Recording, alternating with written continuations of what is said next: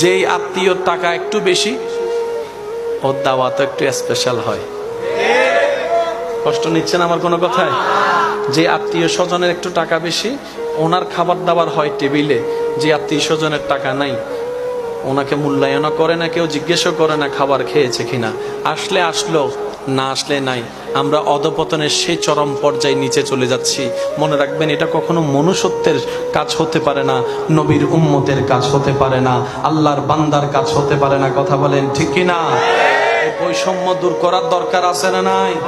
মনের থেকে, মাথা থেকে, এই সমস্ত নোংরা জিনিস থেকে আল্লাহ পাক আমাদের সবাইকে হেফাজত করুক, বলি আমিন। এবার আপনার আমার নবী আল্লাহ তাআলা এমন ভাবে সম্পদ দিলেন, একটু বুঝবেন, নবীকে আল্লাহ এমন ভাবে সম্পদ দিলেন, বড় বড় সম্পদওয়ালা পর্যন্ত নবীর সামনে এসে, একটু জোরে বলি না, বড় বড় শত্রু পর্যন্ত নবীর সামনে এসে চোখে চোখ রেখে কথা বলতে পারে না, অন্যদিকে তাকায় থাকতে হয়। সুবহানাল্লাহ। নিয়ামতের শ্রেষ্ঠ নিয়ামত চরিত্র হচ্ছে, এটা হচ্ছে চরিত্র। সম্পদের শ্রেষ্ঠ সম্পদ হচ্ছে চরিত্র। কি বলেন আপনারা? একমত আছেন তো সবাই? সবচেয়ে দামি সম্পদের নাম কি? চরিত্র। চরিত্রের চাইতে দামি সম্পদ দুনিয়াতে আর কিছু হয়? আল্লাহ তাআলা বলে, ইন্নাকা লাআলা খুলুকিন আযীম। সুবহানাল্লাহ। মুহাব্বতের আওয়াজে বলেন সুবহানাল্লাহ।